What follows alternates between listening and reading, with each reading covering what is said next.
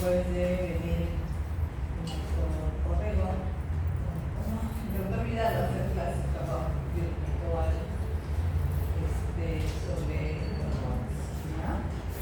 Y hasta esa clase va a empezar el examen que vamos a dar la siguiente semana. Se supone que normalmente damos los miércoles, pero por ser feriado lo programé para el viernes 3. Pero ahora resulta que el viernes 3 hay elecciones. Cuando hay elecciones se suspenden las clases, o sea, lo estamos adelantando al 2 para que no se cruce con fisiología la siguiente semana y no se queden los 2 exámenes más que tienen la siguiente semana, ¿no? ¿Qué más tienen? Me han planteado por ahí 2 exámenes de jueves para entonces tendrá que ser el jueves a la 1 de la tarde, bueno, 12:45. ¿Ustedes no tienen problema porque tienen clases de jueves? No, sí, tienen clases de jueves, así que no hay problema. Vamos a ver que no se les complica el otro. Bueno, yo he visto las notazas de cátedra. Pero no, lo que no he revisado aún son los exámenes de laboratorio, que se les va a ir entregando de acuerdo a su grupo. Empezaré con el miércoles, ¿sí? Ya el jueves me voy a quedar y termino el martes. ¿Qué más? Vamos a empezar entonces con la clase de me va a preguntar algo tuyo. Nos toca ver el día de hoy glicosanoides, vamos a ver el metabolismo del colesterol también y terminamos con sangres biliares. ¿Okay? Así que, ¿de qué se trata esta clase? Nosotros siempre, en la clase anterior que yo estaba haciendo ahí, hablamos de sustancias glicosanoides que justamente decíamos que derivaban de ácidos grasos. Y hablaba un poco del ácido araquidónico que de ese deriva estos compuestos. ¿Ok? Entonces dice que derivan de ácidos grasos polienoicos además. Polienoicos, ¿qué significa? Que tiene varios dobles enlaces en esa estructura del ácido araquidónico, tiene 4 dobles enlaces además. Y también del tipo eiboso, tiene que ser ese ácido graso. El ácido araquidónico, si se acuerdan, tiene 20 carbonos en su estructura con 4 dobles enlaces. Así que de este principalmente van a derivar. Sí hay otro tipo de glicosanoides también que no tienen importancia biológica, pero que también derivan de ejemplo de HA, de ahora, estas sustancias glicosanoides son sintetizados cuando el organismo lo necesita, lo requiere. No son sintetizados y almacenados como otros compuestos que de repente, por ejemplo, las hormonas, ¿no? Que se va a sintetizar y tiene que ir al lugar donde tiene que ejercer su acción. A diferencia de estos, se sintetiza en el lugar donde van a ejercer esa acción. ¿Cierto? Bien. Casi todas las células lo pueden producir, excepto los eritrocitos, y están relacionadas con respuestas fisiológicas como, por ejemplo, la inflamación, como, por ejemplo, el dolor, la fiebre, el asma, inducción al parto, alergia y alteración de la actividad de las plaquetas. ¿Ok? Nosotros habíamos mencionado en clases anteriores 2 ácidos grasos esenciales, que ya sabemos cuáles son, ¿no?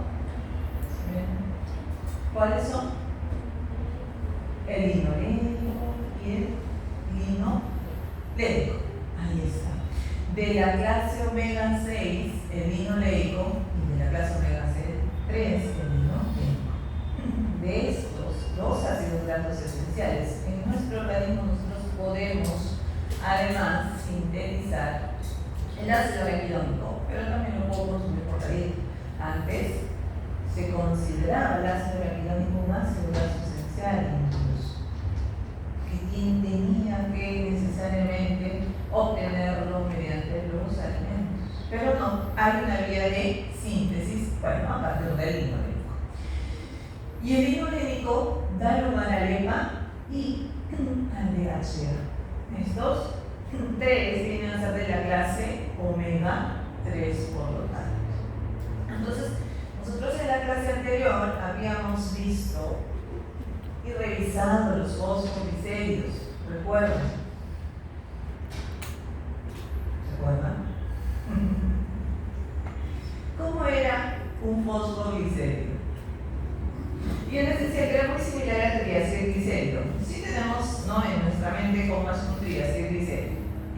¿Qué diferencia hay entre un fosfoglicérido y un triacilglicérido? Triglicérido es un glicerol con 3 ácidos grasos. Un fosfoglicérido es un glicerol, 2 ácidos grasos, y en el tercero había una diferencia porque ahí entra un grupo fosfato y que ahí cambian las cabezas de grupo que les denominamos, ¿no? Entonces, también decíamos de que generalmente en la posición 2 del glicerol entra un ácido graso insaturado. Insaturados como los que estamos hablando. Bien, así que esos fosfoglicéridos que se encuentran formando membranas celulares además son los que me van a servir a mí para tomarlos, ¿no? Y estoy hablando específicamente del araquidónico, principalmente de este, liberarlo y de allí empezar a formar esas sustancias cuando se requieren. Bien, ella nos dice que esos ácidos araquidónicos, el EPA, están formando esos fosfolípidos en membranas, tanto del retículo plasmático como en la membrana plasmática. Las células normalmente tienen 10 veces más de ARA que de EPA. Pero, si en nuestra vida consumimos un poco más de este ácido graso que dije, de la clase, el EPA era de la clase omega 3, ¿ok? Entonces, puedo superar la disponibilidad de este ácido graso en esos fosfolípidos. Se recomienda en estudios que debemos consumir de estos ácidos grasos omega 3 un 0.5% de todas las calorías que se consume, que hace 1,4 gramos más o menos al día. ¿Y por qué es beneficioso el consumir este ácido graso omega 3? Porque los estudios indican de que estos ácidos grasos de la clase omega 3 nos ayudan a disminuir la cantidad de triglicéridos en el organismo y por lo tanto también el riesgo de una cardiopatía. Por lo tanto, entonces debo consumir más EPA. ¿Y dónde yo consigo este EPA? Estos ácidos grasos de la clase omega 3, pero también tienen de la clase omega 6 que hemos estado hablando. El aceite de hígado bacalao, que es un preparado, tiene, como vemos ahí, una gran cantidad, ¿no? Por cada 100 gramos de alimento, 18,8 gramos de este ácido graso omega 3. Salmón, que de repente no lo consumimos mucho, también es más caro, por supuesto, ¿no? Tiene también una alta cantidad. Aceite de colza, de maíz, el aceite de oliva de repente es más consumido, pero este supera, ¿no? Y tiene más omega 6. Nueces, probablemente comemos semillas de lino, la linaza, ¿ok? Y la carne picada también. Ahí podemos encontrar esos ácidos grasos. Bueno, pero nosotros estamos viendo la necesidad de este ácido araquidónico para formar glicosanoides. Entonces, ¿qué es lo que va a suceder en el momento que se tenga que formar estos compuestos? Tiene que haber un estímulo, ¿verdad? Para que se desencadene esta vía. ¿Cuál es el estímulo? Puede ser un estímulo mecánico, por ejemplo. Un corte, ¿correcto? ¿No? Si corto, va a empezar a formarse las sustancias porque me van a producir inflamación dolor y entonces se van a formar estos eicosanoides, principalmente las prostaglandinas. Entonces, se activa esta enzima gracias a estos estímulos que puede ser mecánico, como hemos dicho, inmunológico, hormonal, la angiotensina 2, la adrenalina, la trombina, puede ser un estímulo para que activar una primera enzima que es la fosfolipasa A2. Nosotros ya habíamos visto de que los fosfoglicéridos se degradan mediante las fosfolipasas y había mencionado una fosfolipasa A1, A2, C y D, ¿correcto? Acá requiero de la fosfolipasa A2. ¿Cómo actúa la fosfolipasa A2 o dónde va a actuar sobre este fosfoglicérido que viene de las membranas celulares? Que se están tomando esas membranas celulares. Como es la A2, lo que va a hacer es hidrolizar o romper ese enlace que une al ácido graso al carbono 2 de ese glicerol.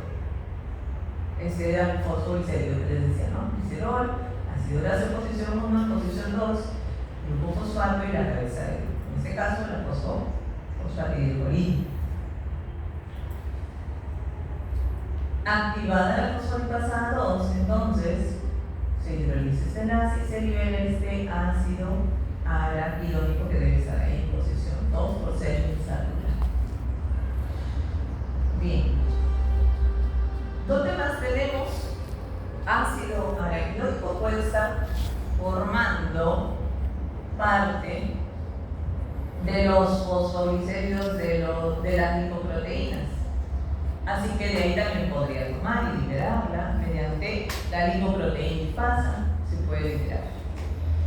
Puede estar también el triacilglicérido, así que por ahí también con una lipasa que hemos visto se puede liberar. Puede estar esterificando el colesterol o formando el fosfoglicérido, que es lo que estamos viendo en ese momento.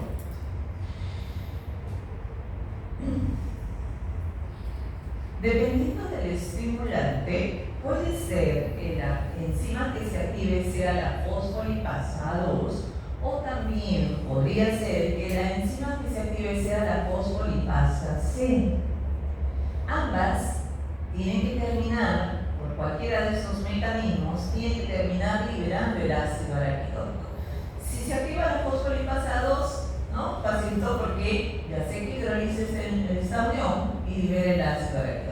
Pero si se activa la fosfolipasa C, la fosfolipasa C rompe o hidroliza este enlace, fíjense, a este nivel. La C actúa acá y la D actúa acá. Entonces la C, si rompe este enlace, me va a sacar el grupo fosfato unido a la cabeza del grupo, que en este caso es el inositol, y está saliendo por acá como inositol fosfato.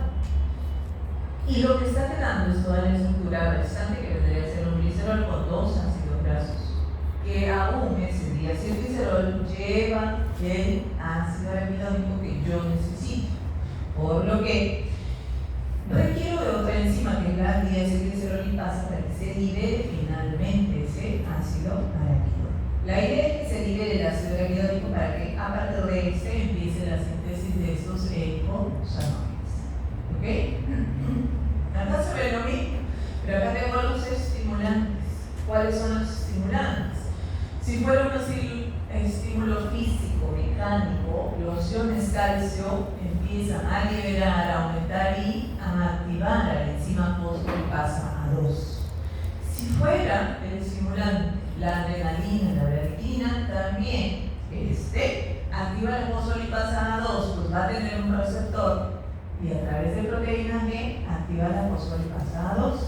De la misma manera, como hemos visto antes, actuará hidrolizando el enlace la unión del ácido graso al carbono 2 de ese fosfoglicérido, ¿no? En este caso se está tomando una fosfatidilcolina. Se libera el ácido araquidónico, que dijimos tiene 20 carbonos y 4 dobles enlaces. ¿Ok? Ahora, liberado el ácido araquidónico, empieza la síntesis de eicosanoides. Por otro lado, el estimulante puede ser, por acá, la trombina. La trombina también va a tener su receptor a través de proteína G, activa la fosfolipasa C. C, que les decía que si actúa la fosfolipasa C, ya se rompe el enlace en el carbono 3, liberando el grupo fosfato. En este caso, el fosfoglicérido es el fosfatidil inositol difosfato. ¿Ok? Cabeza del grupo, inositol difosfato. Pero como está unida esa cabeza del grupo a un grupo fosfato, cuando se hidrolice, va a liberar 3 grupos fosfatos. Va a salir como inositol trifosfato. Y lo que queda vendría a ser el glicerol con 2 ácidos grasos, que es el diacilglicerol. Entonces, sobre este diacilglicerol actúa una lipasa, decíamos la diacilglicerolipasa para liberar el ácido rírico. Y se sintetiza entonces los eicosanoides a partir de este ácido arácnido. Bueno, existen ciertos fármacos como los corticoides que estimulan, ¿no? Tienen la acción antiinflamatoria. Entonces, lo que van a hacer estos corticoides es inducir la producción de una proteína que se llama a nivel nuclear, la lipomodulina. Esa lipomodulina lo que hace es inhibir a la fosfolipasa 2. Entonces, si se inhibe la fosfolipasa 2, ya no se va a liberar el araquidónico para sintetizar estas sustancias que me están produciendo la inflamación. ¿Correcto? Hay varios fármacos, como los AINES, que actúan inhibiendo estas vías, que vamos a ver más adelante. Entonces, en la formación de estos compuestos eicosanoides, hay una vía que se llama la vía cíclica, que vendrían a formar prostaglandinas y tromboxanos a partir de usando la ciclooxigenasa como primera enzima. Hay otra vía que es la vía lineal, en la cual actúa la lipoxigenasa, por acá, y forma leucotrienos lipóxidos. Y la otra es la del citocromo P450, que forma epóxidos. Vamos a revisar la vía cíclica y la vía lineal. Bien. Entonces, esa es la vía de la ciclooxigenasa. En esa vía hemos dicho que voy a formar prostaglandinas, voy a formar prostaciclinas y también se van a formar tromboxanos. Prostaglandinas, todas las células, excepto el eritrocito, puede sintetizarlo. Prostaciclinas en el endotelio vascular y tromboxanos en los trombocitos exclusivamente. Bien.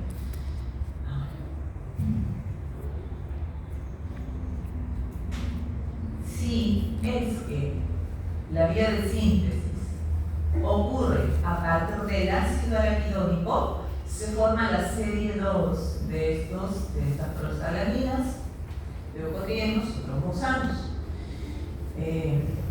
Pero también podría estar en ese fosfolicérido un EPA. El EPA también da lugar a la formación, pero la serie 3 de estos eicosanoides.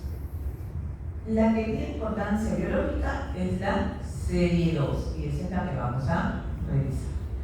Entonces, liberado ya el ácido araquidónico, que ya lo hemos visto, viene del fosfolípido de membrana, actúa la ciclooxigenasa. Acá. Al actuar la ciclooxigenasa voy a tener un primer precursor que es la prostaglandina H2, que le da lugar a otras prostaglandinas, prostaciclinas y tromboxanos.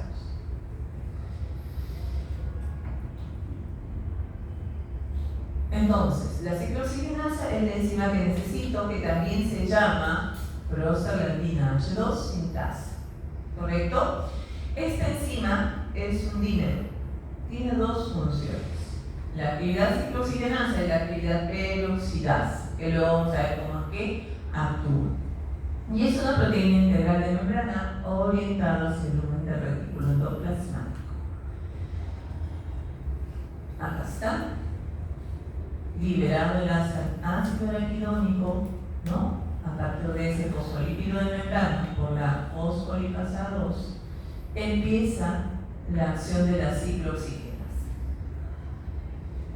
Primero lo que hace esa ciclooxigenasa es incorporar dos moléculas de oxígeno en la estructura del ácido arquidónico para formar un endoperóxido cíclico, que es lo que estoy viendo acá en este extremo. Por eso se le denomina vía cíclica, porque en esa estructura tiene esta estructura cíclica. En la vía renal no voy a ver esas estructuras cíclicas formadas. Además, se introducen dos oxígenos formando este grupo hidroperóxido, que luego la actividad peroxidasa que les decía, en parte de ese dímero de la ciclooxigenasa, lo va a reducir, lo reduce a un OH formando ese precursor que es la prostaglandina H2, y de allí es que derivan las otras prostaglandinas y tromboxanos. Entonces,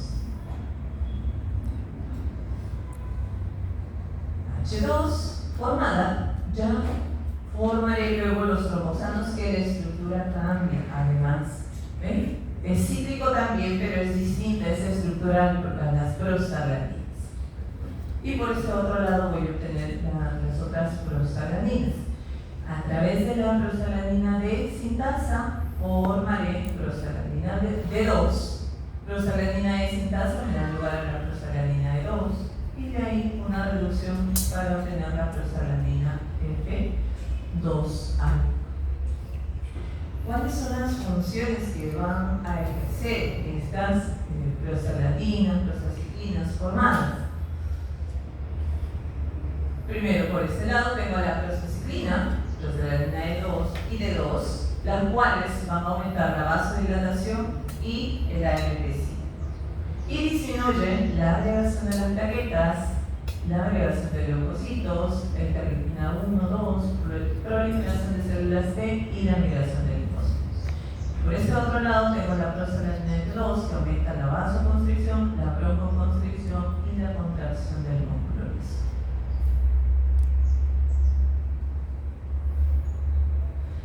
La enzima prostaciclina sintasa forma o sintetiza la prostaciclina. La prostaciclina se va a sintetizar, decíamos hace rato, en las células del endotelio vascular, ¿sí?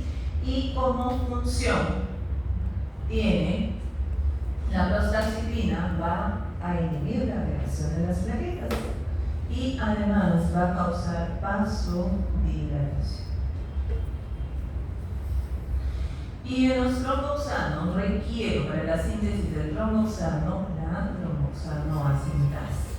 ¿Okay? Esto va a suceder en las plaquetas y la acción de los tromboxanos es que van a estimular más bien la agregación plaquetaria, ¿no? Lo contrario a la prostaciclina, y causa además vasodilatación. Bien.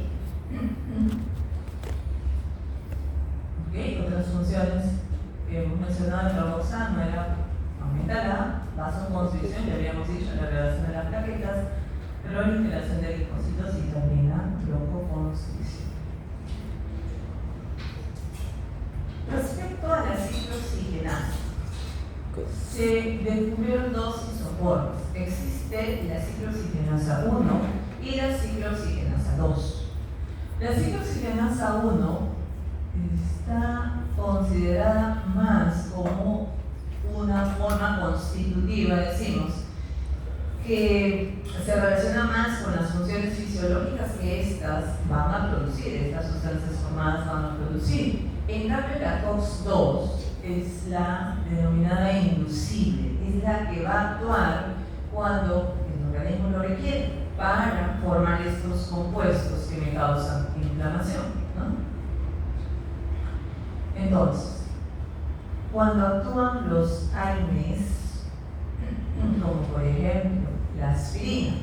La aspirina es el ácido acetilsalicílico, sabemos. ¿Está? Es de su estructura.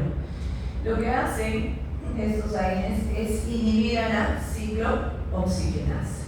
Si se inhibe la ciclooxigenasa, yo ya no podré formar esas prostaglandinas, ¿verdad? Entonces, ¿cómo inhibe a la ciclooxigenasa? Por una acetilación. Fíjense que el ácido acetilsalicílico tiene un grupo acetilo en este extremo y la ciclooxigenasa tiene un resto de serina, el cual tiene un OH, y en ese OH va a entrar el grupo acetilo, cambiando estructuralmente a la enzima, y por lo tanto no va a poder ejercer esa acción que debería para formar esas sustancias que hemos dicho, ¿no? Las prostaglandinas.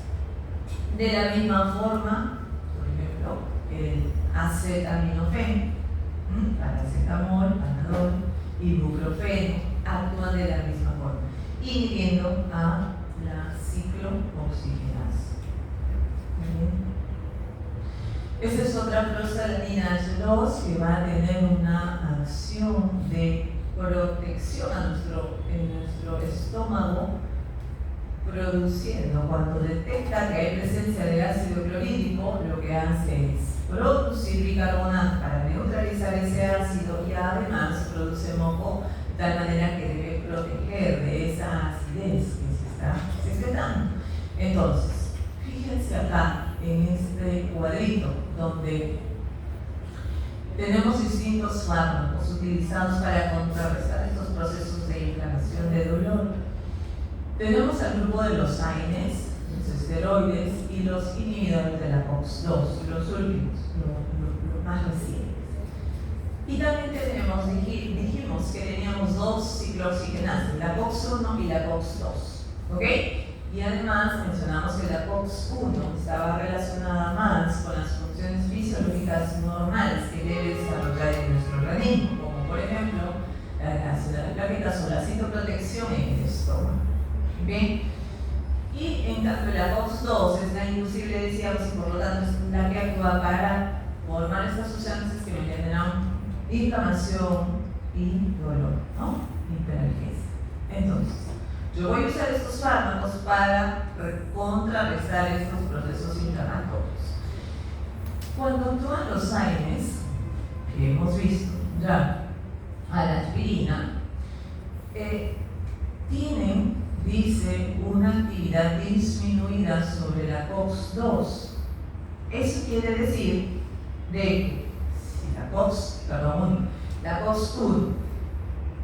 tenía funciones normales y dentro de las cuales tiene una función de proteger al estómago, al actuar este AINE va a disminuir esa actividad de la ciclooxigenasa 1, lo que me va a causar que no haya protección en el estómago, y es la causa por la cual cuando consumimos, ¿no?, nuestros medicamentos me causa, ¿no?, un problema de gastritis, dolor, acidez. Pero sí, por supuesto, va a tener una actividad disminuida sobre la ciclooxigenasa 2, por lo que, claro, me va a calmar la inflamación, el dolor, ¿no? Para eso lo estoy tomando. Un esteroide, en cambio, un corticosteroide, no tiene efecto sobre la ciclooxigenasa 1, pero sí sobre la ciclooxigenasa 2, ¿no? Y lo mismo va a suceder con los inhibidores específicos de la COX-2. Dentro de ellos está el celecoxib, que no tiene efecto sobre la COX-1 y tiene una actividad disminuida sobre la COX-2.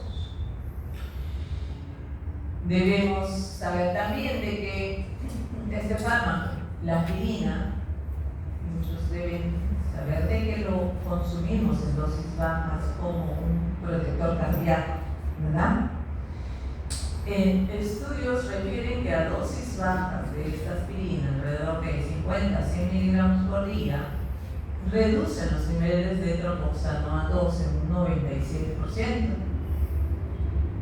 y no tienen efecto en la prostacyclina en todo nuestro organismo. ¿Okay? ¿Cuál era la acción o la función del tropoxano? A2. Agregación plaquetaria. Agregación plaquetaria. Aumenta la agregación plaquetaria, dice mal, ¿no? Aumenta la agregación plaquetaria. Entonces acá me dice que van a reducir esos niveles de tropoxano a 2, y eso es favorable porque no voy a ejercer esa función de agregar plaquetas. Entonces, y además, no tiene efecto sobre la prostaglandina, que como función sabemos tiende a inhibir, la agregación plaquetaria. Entonces va a poder ejercer su función. Por un lado estoy bloqueando la función del tromboxano A2 para que no se agreguen las plaquetas, y por otro lado sigue ejerciendo la función de la prostaglandina. Muy bien. A dosis altas es lo contrario a la aspirina. Cuando se consume a dosis altas la aspirina, 650, 1300 miligramos al día, reduce los niveles de tromboxano, sí, pero también disminuye los niveles de la prostaglandina. Entonces tampoco queremos eso. Bien, vamos a pasar a la otra vía, la vía de la lipooxigenasa. La vía lineal, decíamos, ¿no? Bien. Esta vía lineal me da lugar a la formación de leucotrienos. El prefijo leuco viene de leucocitos. Leucocitos. Ajá, leucocitos, el lugar donde se van a formar estos compuestos. Y trienos viene de triglicéridos. 3 en doble enlace, ¿ok? Estas estructuras se caracterizan por tener 3 dobles enlaces en forma alternada en esa estructura. De allí leucotrienos. Entonces, se van a formar los leucocitos, mastocitos, cerebro, corazón, vaso. Igualmente, el ácido arquidónico será liberado, y a partir de ese ácido arquidónico yo voy a formar, mediante la lipooxigenasa, estos compuestos llamados leucotrienos, que como les decía, tiene estos 3 dobles enlaces en esa estructura. Muy bien. Lipooxigenasas en nuestro organismo existen 3 tipos: la 5, la 12 y la 15. La que tiene importancia biológica es la 5, la que me va a dar lugar a estos leucotrienos es la 5, la que tiene respuestas inflamatorias. Entonces, la lipooxigenasa también es una dioxigenasa. Cataliza la incorporación de 2 átomos de oxígeno para generar un hidroperóxido anílico. Entonces tiene una actividad dioxigenasa y luego una deshidratasa formando leucotrieno A4 primero, y de este derivan los demás. Acá está. Entonces todo el proceso siempre tiene que haber un estimulante, en este caso la reactina, es reconocida y a través de proteína G activa la fosfolipasa 2 para que actúe sobre el fosfolípido de la membrana celular o del retículo endoplasmático para liberar el ácido aráquidónico. Liberado ese ácido araquidónico, actúa la 5-lipooxigenasa, que primero forma el 5-hidroperoxiditosa tetraenoico y al final termina en leucotrieno A4. De acá se sintetizan los otros leucotrienos. Tengo el leucotrieno A4 hidrolasa para formar el B4, y el leucotrieno C4 sintasa da lugar a la formación del leucotrieno C4 con ayuda de una molécula de glutato. Ok, entonces el estímulo me activa la fosfolipasa 2, se libera el ácido araquidónico, actúa la 5-lipooxigenasa y primero voy a formar el leucotrieno A4. Dicho sea de paso que ese leucotrieno A4 es una sustancia inestable, por lo que se tiene que convertir a estos otros 2 que mencionamos, ¿no? Por acá el leucotrieno C4 sintasa me forma leucotrieno C4, y por este otro lado la leucotrieno A4 hidrolasa me forma el leucotrieno B4. Estos leucotrienos, el leucotrieno B4 va a tener un receptor, leucotrieno B4 de tipo 1 y leucotrieno B4 de tipo 2, para que a través de proteínas G hagan ese efecto. Esto principalmente en los neutrófilos existe el receptor de tipo 1. Y por este otro lado, el leucotrieno C4 me da lugar a la formación de otros leucotrienos, D4 y E4. Con la enzima gamma-glutamitransferasa obtengo el leucotrieno D4. Y luego, con una dipeptidasa, se forma el leucotrieno E4. Este leucotrieno E4 luego se secreta en la orina y lo puedo utilizar como un marcador para saber si se están formando estas sustancias, estos leucotrienos. Este grupo de leucotrienos son denominados cistenilleucotrienos, que tienen también receptor, llamados también cistenilleucotrienos de tipo 1, tipo 2 y tipo 3. Principalmente participan sobre el receptor cistenilleucotrieno de tipo 1 para ejercer su acción. Entonces, ¿cuáles son las funciones de estos leucotrienos? Generalmente están relacionados con respuestas inflamatorias por ejemplo, el asma, ¿no? Ocasionando una broncoconstricción en ese alveolo. Por eso esos problemas en los pacientes asmáticos, no pueden respirar, aumento también de las secreciones que impiden un poco esa respiración correcta, activación de los mastocitos también a nivel tisular, estimula también la función de presentación de las células dendríticas sobre los linfocitos TH2 y activa los linfocitos TH2 provocando liberación de interleuquinas 5 y 3. Reclutamiento finalmente de esófilos y basófilos en la mucosa bronquial. Todo esto va a suceder en los pacientes asmáticos, estas funciones. Por lo que se deben utilizar fármacos que contrarresten estas funciones. Fármacos denominados antileucotrienos. Que existen dos grupos. Los inhibidores de la 5-lipoxigenasa, esta primera enzima que desencadena la formación de todos estos leucotrienos, ¿no? Dentro de estos tenemos al fármaco Sileuton. ¿Quién está llevando fármaco? Todavía, espero. Porque en el otro grupo sí hay ciertas personitas que están llevando fármaco en este momento, ¿no? Sí, pues. Bueno, ¿qué hace el Sileuton? Inhibe la síntesis, por lo tanto, de todos los leucotrienos porque actúa sobre la 5-lipoxigenasa, al inhibidor. Y el otro grupo de fármacos son los antagonistas de los receptores cistenilleucotrienos de tipo 1, ¿no? Les decía, el otro grupo de leucotrienos que se forman son los llamados cistenilleucotrienos y principalmente actúan sobre el tipo 1. Dentro de estos fármacos se encuentra el montelukast, no sé si todos se comercializan en Perú, pero al menos el montelukast sí existe, ¿no? Estos bloquean la acción de los cistenilleucotrienos sobre el receptor de tipo 1 que les dije ahí principalmente baja cerezas. Entonces, acá está. El Sileuton inhibe la 5-lipoxigenasa y por este otro lado tenemos al montelukast y los demás que inhiben esta unión.